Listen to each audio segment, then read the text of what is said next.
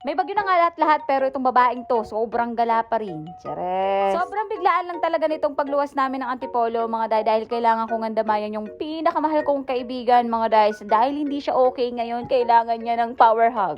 Chares. Kahit na super bagyo na mga day, talaga naman pinush ko ang pagluwas ng Antipolo dahil gusto kong maramdaman ng kaibigan ko na nandito lang ako sa tabi niya. Best friend ko nga siya nung college mga day, share ko lang dahil nga itong kaibigan ko na to nasaksihan na niya lahat sa akin. Ako naman magdrama sa video na to dahil hindi naman siya bagay sa boses ko pero i-share ko na sa inyo kung gaano kalalim ang pagkakaibigan naming tatlo. Pinagdadaanan nga ng best friend ko ngayon mga day, nakita na rin niya ako sa ganyang sitwasyon at hindi nila ako iniwan mga day, talaga namang lagi silang nasa tabi ko. Sobrang mahal na mahal ko nga yung mga kaibigan ko na yan mga day dahil hindi lang sila basta kaibigan sa akin kundi parang kapatid ko na sila talaga na buong buo dahil alam na talaga nila lahat sa akin, lahat ng sikreto ko alam na nila. Chares. Ayoko nga maging sad dito sa mga voice over ko dahil yung friend ko naman na yun hindi rin siya sanay sa ganun. Ayaw niya rin talaga na super, alam niyo yun, yung malungkot dahil kilala talaga namin siya na super independent woman. Alam mo ba sa aming tatlo yan ang pinakamatapang, si Sisi Claire. Kaya naman, proud ako sa iyo, be. Lahat ng pinagdadaanan mo, malalagpasan mo yan. Nandito lang ako, basta kailangan mo kami, tumawag ka lang, isang chat mo lang, lilipad ako papunta sa'yo. Oo, diba? Wala namang correct sa video yung mga pinagsasabi ko. Dahil nga sabi ko nga sa inyo, i-share ko lang. So, ito na nga, nakarating na nga kami sa terminal at itong anak ko, para bang nag-field trip siya, na para bang gusto niya magbukbang sa bus.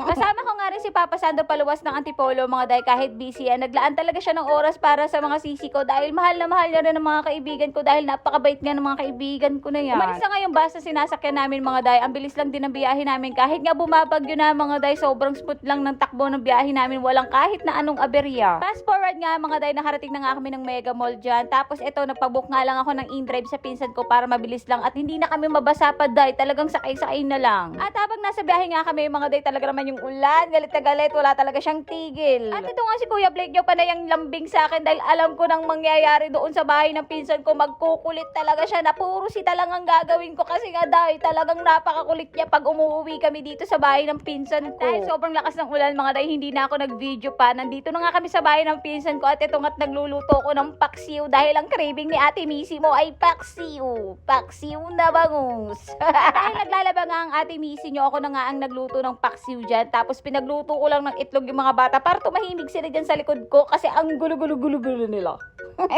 Sobrang nakakatuwa tong mga anak ng pinsan ko mga day dahil alam talaga nila na bawal magkalat sa bahay nila dahil ang papa nila para bang human vacuum. Pag may nakitang kalat, nagba-vacuum agad. Chares?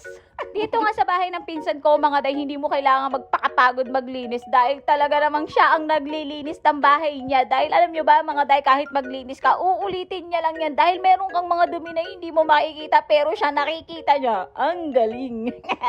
At take note mga day, yung kinukwento kong pinsan ay lalaki, hindi babae. Kaya tignan mo naman yung paligid ng bahay, hindi mo i-expect na lalaki ang naglilinis. Yung pinsan ko nga lalaki mga day, nagtatrabaho yan. Pag uwi niya na trabaho, naglilinis pa rin siya. Na para bang hindi siya napapagod. Oo, baka isipin nyo naman kinakawawa siya ng asawa niya. Mga day, hindi. Dahil yun talaga ang hobby niya, ang maglinis. Dahil nga mga day, hindi yan nakakatulog, hindi yan napapakali pag meron siyang konting kalat na nakikita or yung mga gamit na hindi naka-organize. Hindi ko alam kung ano yung tawag na eh. Basta may sakit yung pinsan kong ganon. Sakit sa utak. Chares.